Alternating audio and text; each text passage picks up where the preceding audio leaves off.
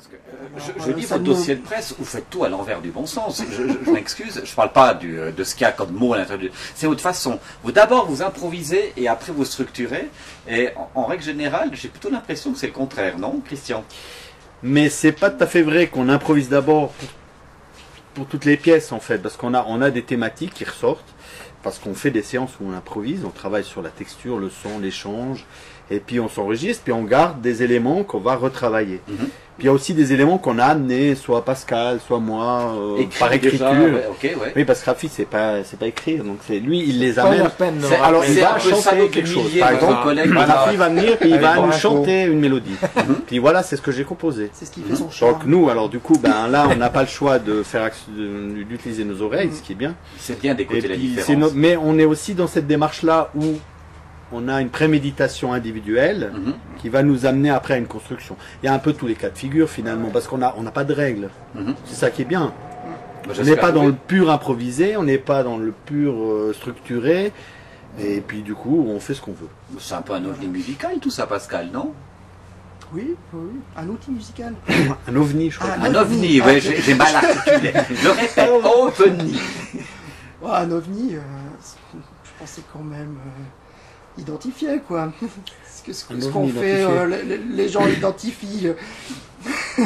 C'est quand même de la musique qui arrive à s'identifier pour la personne qui vient nous écouter. C'est pas trop, c'est pas trop venu d'ailleurs quand même, quoi. Je pense que les gens qui viennent nous écouter arrivent quand même à s'y retrouver, à se laisser embarquer, quoi, dans les histoires qu'on raconte, et puis ça marche, non? OVNI, ouais, je sais pas. En fait, c'est un mélange. Il y a quand même une orchestration assez particulière, déjà, puisque déjà, de par les instruments qu'on utilise, tout d'un coup, je prends l'exemple, il n'y a pas de basse. Les gens sont habitués à une basse qui pose bien le truc. Là, il n'y a pas vraiment ça. On utilise un peu des boucles, des différents effets et tout, mais j'entends, c'est pas tout à fait traditionnel comme manière d'apporter quelque chose. Ouais. C'est quand même un peu spécifique, enfin un peu spécial. Voilà, mais ça, c'est totalement assumé, voulu, quoi. C'est vrai que ça reste très, très, très mélodique, très. C'est pas une musique très difficile non plus. Vous avez des étiquettes qui m'ont beaucoup nourri quand j'ai lu à nouveau votre dossier de presse. Il y a déjà folklore imaginaire. Ça me plaît beaucoup.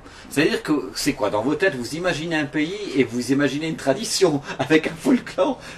J'aime bien la tête de Christian qui va répondre tout de suite.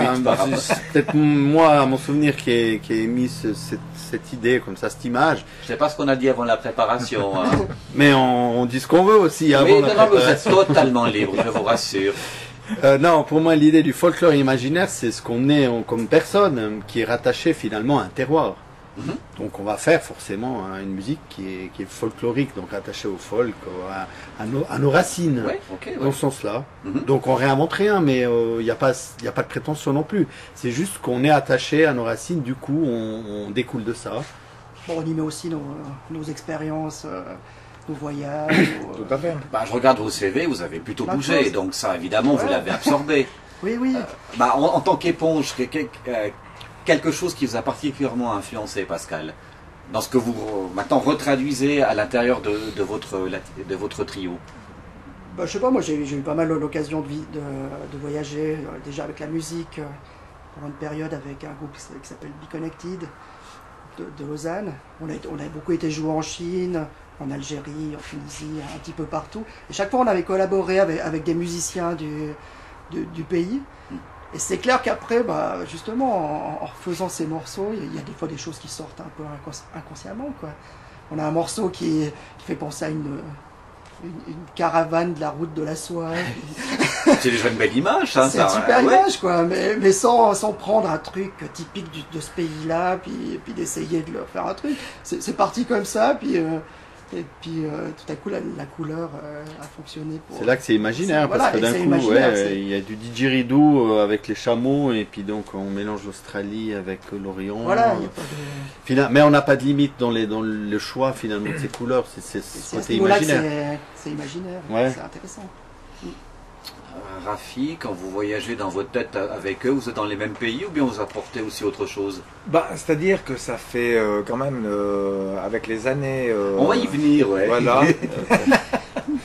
Bah, forcément qu'on est influencé par nos expériences. Moi aussi, en ayant voyagé un petit peu Roumanie, l'année d'avant aussi en Turquie et tout, on est forcément influencé par la manière de travailler des gens locaux. Mhm. Et puis quand on est un petit peu avide d'apprendre toujours des nouveaux trucs, que ce soit des techniques ou africaines ou tout ça, sans rentrer dans les détails Technique. techniques, Ouais. on a forcément une influence, en tout cas positive par rapport à ce qu'on fait après. Et c'est vrai que c'est assez inconscient finalement, parce qu'à un moment donné, c'est une vie, c'est notre être qui se retranscrit dans ce qu'on est en train de jouer. Donc forcément que une vie, même sans musique, les rencontres qu'on fait dans une vie, ben, ça alimente finalement ce qu'on est au présent.